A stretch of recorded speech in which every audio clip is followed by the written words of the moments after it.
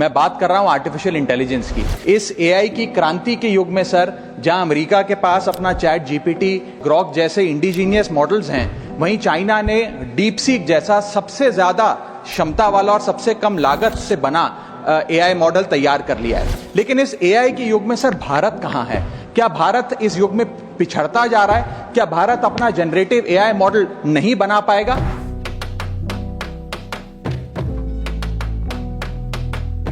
कि भारत के पास प्रतिभा भी है, मेहनती लोग भी हैं, ब्रेन पावर भी है, डिजिटल इकोनॉमी भी है और 90 करोड़ से ज्यादा इंटरनेट यूजर्स भी हैं। लेकिन फिर भी कहीं ना कहीं आज भारत एआई का कंज्यूमर बन गया, एआई का प्रोड्यूसर नहीं बन पा रहा। भारत के हर नागरिक को एडवांस जनरेटिव एआई टूल्स की मुफ्त सब्सक्रिप्शन दी जाए। आज दुनिया बहुत तेजी से बदल रही है।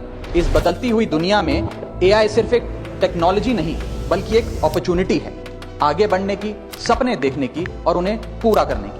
अगर भारत सरकार हर नागरिक को एडवांस्ड जनरेटिव एआई टूल्स जैसे कि chat GPT, Gemini, Grok, Claude को सभी उम्र के और हर वर्ग के स्थानीय भाषाओं में मुफ्त और सुरक्षित तरीके से उपलब्ध कराए, तो यह देश की प्रोडक्टिविटी कई गुना बढ़ा सकता है और लोगों का कीमती समय बचा सकता है। भारत इस एआई के युग में एआई प्रोड्यूसर बने, ना कि एआई कंज्यूमर। इसके लिए सर कई कदम उठाने होंगे। सबसे पहले हमें इंडिजीनियस चिप मैन्युफैक्चरिंग भारत में इजाद करनी होगी। इसी के साथ साथ सर हमें एक डेडिकेटेड एआई इंफ्रा फंड तैयार करना होगा।